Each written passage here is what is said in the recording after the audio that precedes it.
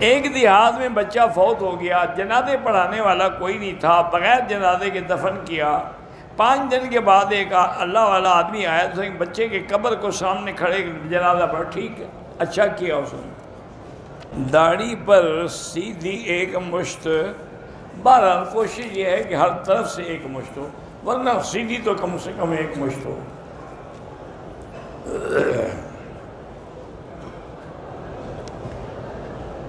ایک آدمی جو پہلے بھی داڑھی مڈاتا تھا، منع کر لے اب بھی مڈاتا ہے، بھائی قبول کرنا نہ قبول کرنا تو اللہ کے ہاتھ میں ہے، وہ چاہے تو گناہگاروں کا قبول کر لے اور نیکوں کا نہ کرے۔ بہرحال دعا کریں کہ اس عمرے کی وجہ سے اللہ اس کو ہدایت دے۔ دعا کا وقت جو ہے وہ سب سے بہتر، تہجد کے وقت جو دعا مانگتے ہو وہ قبول ہوتی ہے۔ فجر کی نماز اگر قضا ہو گئی، جب اٹھو تو فوراً قضا ادا کرو، لیکن اگر اشراق کے بعد یا ظہر کی اذان کے بعد ادا کریں تو کریں، سنت کی قضا نہیں ہوتی۔ کسی نے کہا ہے کہ درود شریف کا وظیفہ جو درود تمہیں آتا ہے وہی پڑھا کرو، درود ابراہیمی سب سے افضل ہے۔ بھئی اللہ کے بندو، ایک ہی سوال کو کئی دفعہ نہ پوچھا کرو۔ ایک دفعہ یہ بات ہو گئی ہے کہ درود تو نجینا، میں نے کہا تھا کہ وہ میں نے پڑھا نہیں، مجھے پتہ نہیں اس کا۔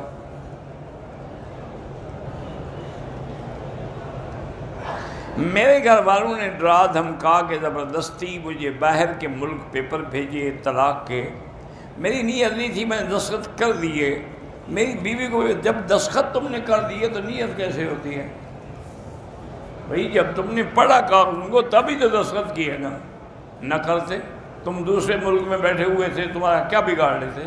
بہرحال طلاق ہو گئی۔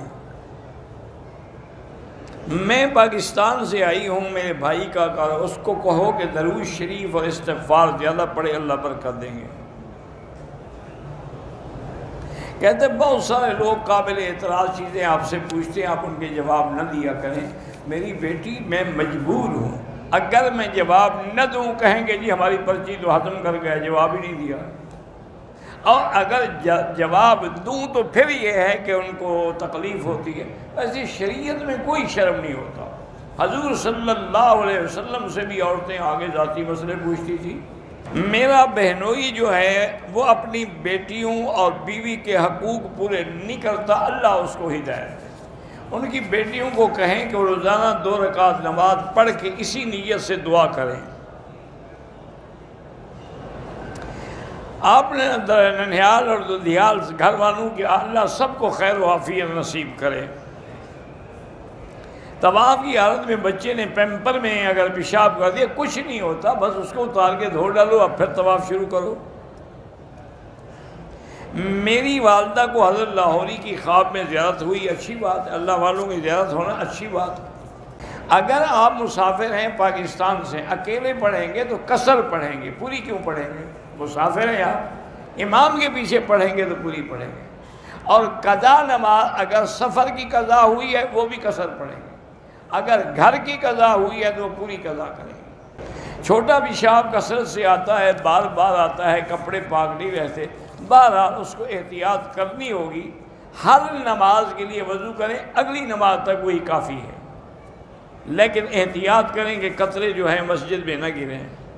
نماز کے لیے لازمی بات ہے کہ ٹوپی ہو، رومال ہو، یا افضل یہ ہے کہ آدمی کی پگڑی ہو۔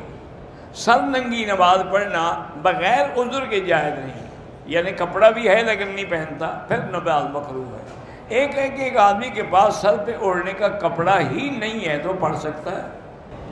ہم آئے ہیں ہندوستان سے، ہمارے ملک کے حالات بڑے خراب ہیں، اللہ آپ کی مدد کرے، اور تمام مسلمان جو ہندوستان میں ہیں اللہ ان کی حفاظت فرمائیں۔ جمعہ میں 4 رکعتیں پہلے ہیں، پھر 4 رکعت نماز کے بعد۔ جمعہ کی نماز وہی ہے، 2 رکعت پڑھیں گے امام کے پیچھے، آپ اکیلے تو جمعہ نہیں پڑھیں گے نا۔ جو انبیاء پہلے گزرے ہیں، کیا ان کی یہ خواہش تھی کہ وہ حضور کی امتی بنے؟ ہاں یہ ہے کہ حضرت موسیٰ علیہ السلام نے یہ تمنا کی تھی، تو جب موسیٰ کلیم اللہ کر سکتا ہے سب کر سکتے ہیں۔ ویسے بھی حضور سب کے نبی ہیں، نبی الانبیاء ہیں۔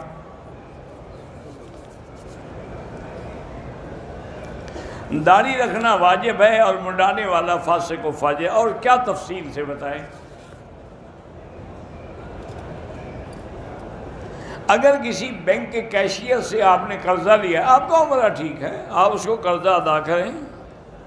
عورتیں بھی مسواک کر سکتی ہیں، کیوں نہیں کر سکتی ہیں؟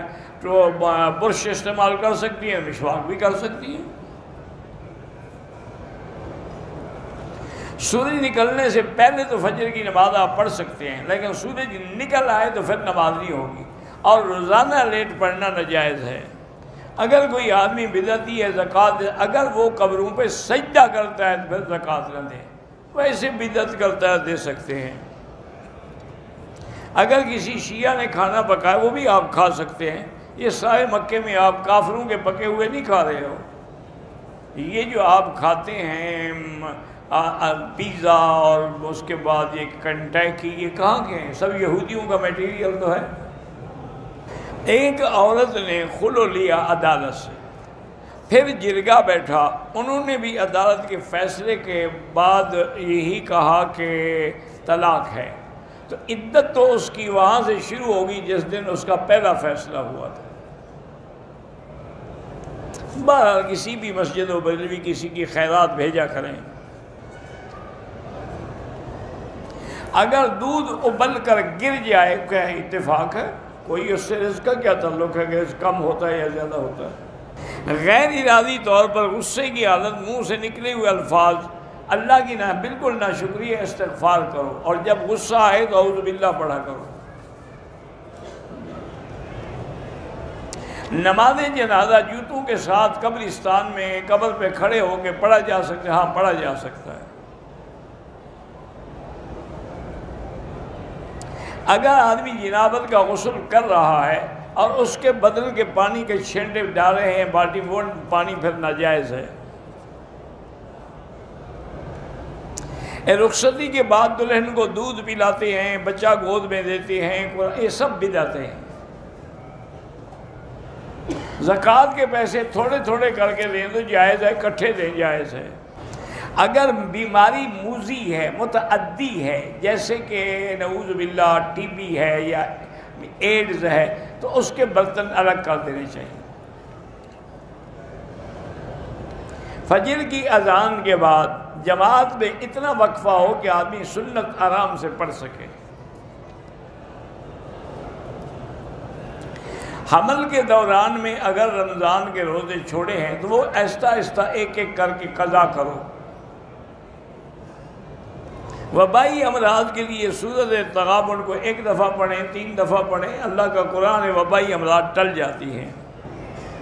رافضی کہتا ہے کہ نبی کا تو کوئی وارث نہیں ہوتا، تو عبداللہ کے وارث آپ کیسے بنے؟ ان کی غلام ام ایمن وہ ہدیہ ملی، وراثت میں تو نہیں ملی۔ بلی نمازی کے آگے گزر جائے کچھ نہیں ہوتا۔ میں نے عصر کی نماز اکیلے پڑھی، تیسری رکعت میں بھی میں نے سورت ملا دی تو سجدہ سہو کرنا چاہیے، نہیں کیا نماز دوبارہ پڑھو۔ میری عمر 24 سال ہے، پیٹ میں تکلیف رہتی ہے، 7 دفعہ سورت فاتحہ پڑھ کے پانی پہ دم کر کے ہر نماز کے بعد خود پی لیا کرو۔ میں انگلینڈ سے آیا ہوں، مکے میں صدقہ و خیرات کرنا چاہتا، اچھی بات ہے۔ یہ جو خادم حرم ہیں ان کو بھی آپ دے سکتے ہیں، اور بھی جو بیچارے صفائی کرتے ہیں ان کو بھی دے سکتے ہیں۔ میرے جیٹھ ہیں، فالج سے معذور ہیں، بول نہیں سکتے، لیکن جب بولتے ہیں نعوذ باللہ گالی دیتے، اللہ ان کو ہدایت دے، یہ بھی بیماری ہے۔ اگر ہم نے کسی غریب کو قرضہ دیا تھا، اب وہ قرضہ نہیں ادا کر، وہ زکوٰۃ میں نہیں ادا ہو سکتا، آپ اس کو پیسے دیں، وہ پھر آپ کو واپس کرے۔ زکوٰۃ کے زیادہ حقدار جو ہیں فقراء اور مساکین ہیں، اور اگر رشتہ داروں میں کوئی غریب ہے تو وہ زیادہ مستحق ہے۔ میں ایک آدمی کو فالج زدہ آدمی ہوں، خرچ کر کے لے آیا، لیکن وہ میری مدد نہیں کرتا، اپنی عبادت لگا۔ اس کی عبادت یہ ہے کہ آپ کی پہلے خدمت کرے۔ اگر جنازے کی تیسری تکبیر میں شامل ہوں تو دعا پڑھ لے، اور جب امام سلام پھیرے تو جلدی جلدی تکبیریں کہہ لیں، اللہ اکبر اللہ اکبر اللہ السلام علیکم۔ خواب کا معاملہ ہے تو کسی اور عالم سے پوچھا کریں۔